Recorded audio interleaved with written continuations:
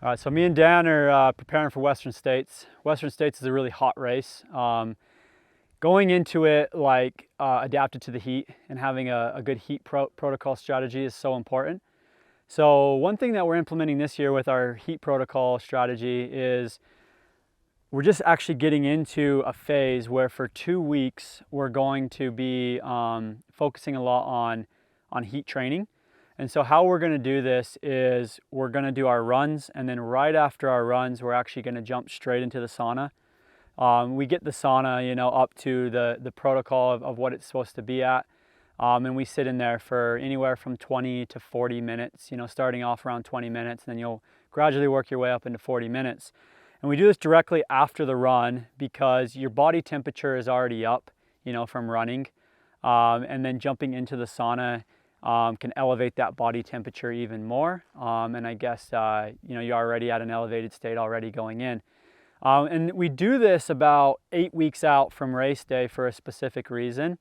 So one thing that we've actually researched and our coach has talked to us about is there is a 2-week adaptation phase for heat training or heat protocol. And so we're planning on doing this for a week straight or 14 days straight, where we do this, run, sauna protocol. And then after that, we will go into some of our biggest weeks of the training block before we hit our taper going into Western States. The reason we do it 8 weeks out, we get it done 2 weeks, is so we don't have to be doing that during our big weeks of training. So we will already be adapted. And then once we go into those big weeks of training leading into the race, we can then just maintain.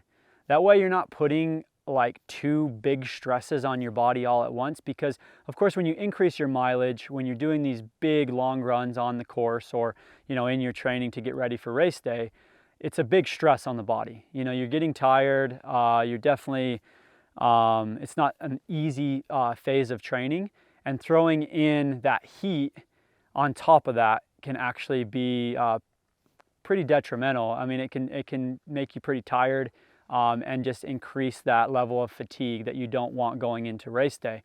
And so we adapt, and then we maintain, and then we continue to maintain through race day.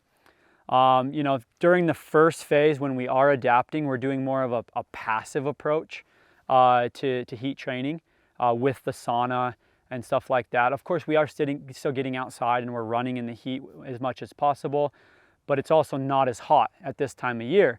As we get into late May, early June, it'll start getting really hot, and that's when we'll take more of an active approach to heat training.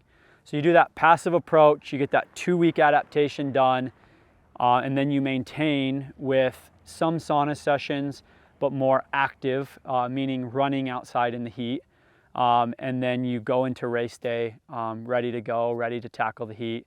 The body's adapted, and hopefully the heat will not feel too bad on race day.